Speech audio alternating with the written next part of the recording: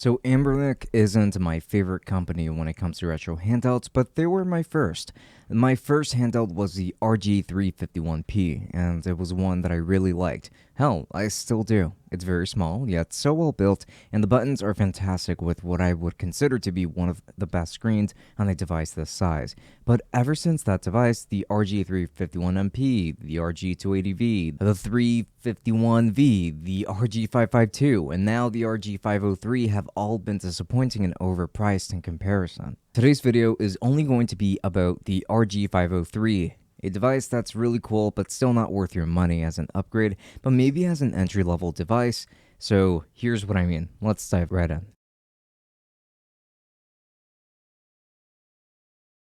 For more content, do make sure to subscribe to this channel because we upload fairly often and focus on all sorts of tech products. So do make sure to leave us a like and comment any of your thoughts down below while you're at it. It really helps us with the algorithm. And if you want to support us further, then we've actually got a Patreon open which offers early access to content and special insight to projects that I'm always working on in case that is something that interests you. So links to everything down below. The exterior design consists of plastic for the entirety of the build. This device is lightweight, feels a bit hollow, and is shaped a bit oddly too.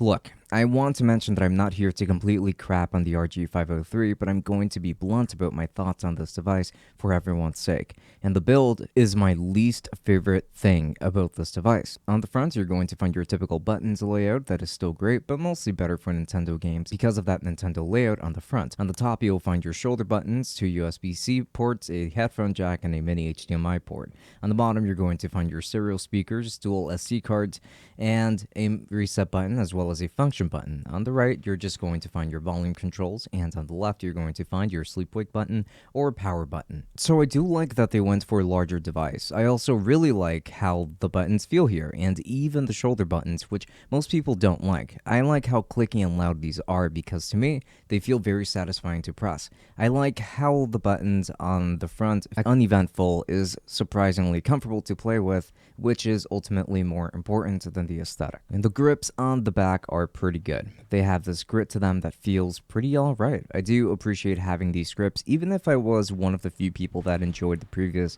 RG grips, but these are pretty good and probably makes more sense for a device like this. And this device, in spite of it looking rather uneventful, is surprisingly comfortable to play with, which is ultimately more important than the aesthetic. So this device features a truly amazing display. This is a 5-inch 960 by 544 OLED display that's been ripped straight out of a PlayStation Vita 1000.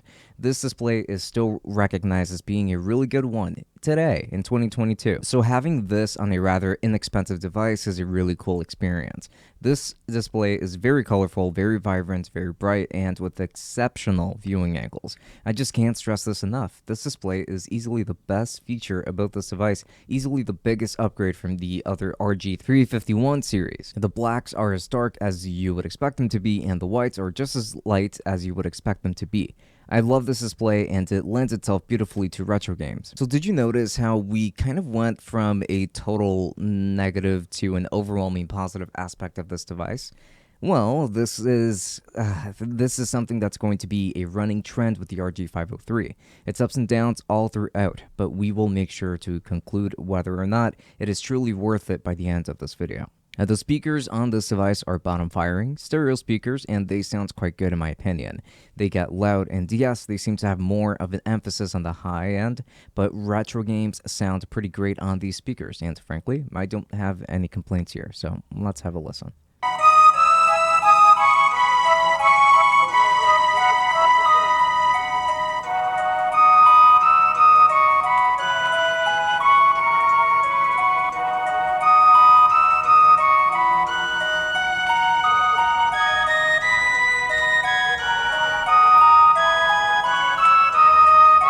This device features an RK3566 CPU, a Mali G52 GPU, 1GB of RAM, 64GB of microSD card storage, Wi-Fi 5 support, Bluetooth 4.2 support, and 3500 mAh battery. I am glad that there is Bluetooth support, as well as built-in Wi-Fi support, but the specs do leave quite a bit to be desired at its MSRP of $150.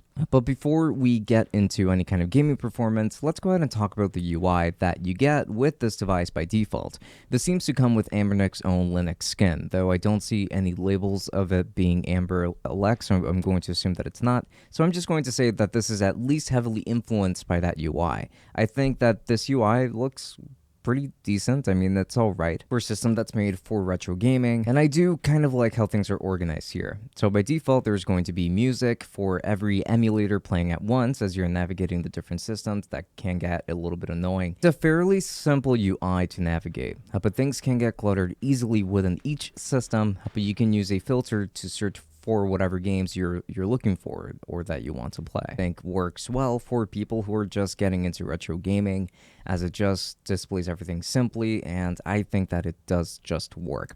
But it's not the most concise UI out there either. Like, people who are into retro gaming already are probably really going to hate this UI. Now finally, let's get into game performance at last. I'm going to be testing out 5 systems in particular to try and push this device as much as possible, starting with SNES. Now this isn't a difficult system to emulate per se, but you might still be interested in how good this device is for SNES. It performs very beautifully. I experienced a zero slowdown and games did look pretty good to me, even when stretched out to fit most of the screen.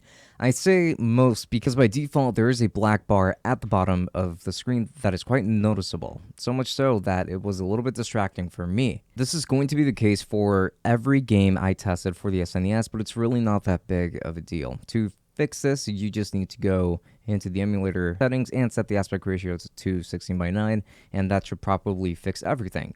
At least that's what I thought. That wasn't the case all of the time. Like here, for example, in this town that I'm exploring here in Chrono Trigger, you're still going to notice that black bar all the way at the bottom, even though in the overworld it's not going to be there. As you've been able to see, I've been playing Chrono Trigger mostly, and it has been an incredibly pleasant experience. This game, being as colorful as it is, will still look stunning here, and that will go for a lot of games as well. This OLED display truly does wonders. SNES is really cool on the system from my experience. Now let's get into PlayStation 1 performance, and PS1 is another fantastic performer, with me putting Mortal Kombat 4 as my main game to test here. I will be frank and say that I have never had such a pleasant experience here on the handheld thanks to this gorgeous screen. Performance was also very smooth with little to no stutters for issues that I can point out. Now granted, I left everything to auto settings, and I would say that this system has been optimized pretty well on this device. I tested many games like Final Fantasy VII, Dragon Ball GT Final Bout,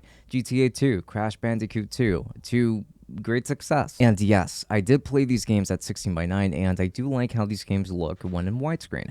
So good performance overall, and most importantly, the visuals are as great as always. Though one thing that I wish I could have done was do some upscaling to sharpen these games and probably have a more modern experience that way, but I could not spot any settings that allowed me to do so you will likely be playing these games as they are. Now, Nintendo 64 did give me some issues here, and there are notable ones that could screw with your gaming experience overall. So for starters, I have never seen N64 look as bad as it does here on any Anbernic device. It's very blurry, pixelated, and appears to even run at a lower frame rate than normal. Everything just feels a bit sluggish on this device, and that is not at all okay. In Ocarina of Time, you will experience stutters as early as the intro cinematic. And in widescreen, this game does look especially bad because more than the other systems, it straight up just looks stretched out, and like it was just forced to fit within this display.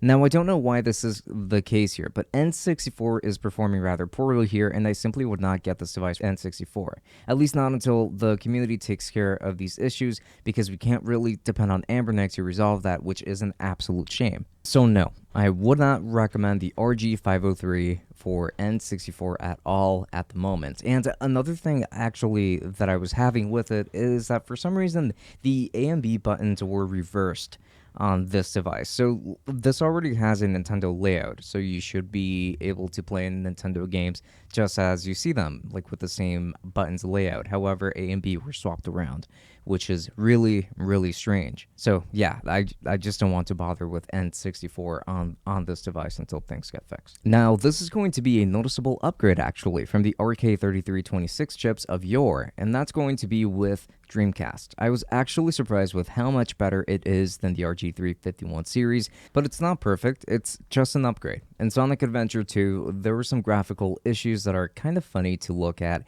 and some texture popping, but performance is better here with the music staying mostly at full speed, even with the overall feed did slow down at times. This would happen here and there, mostly when in bigger areas with a lot going on in them, such as the initial area, for example. In terms of how this game looks, this display does a lot for this game. It does look genuinely great, and the colors are absolutely marvelous.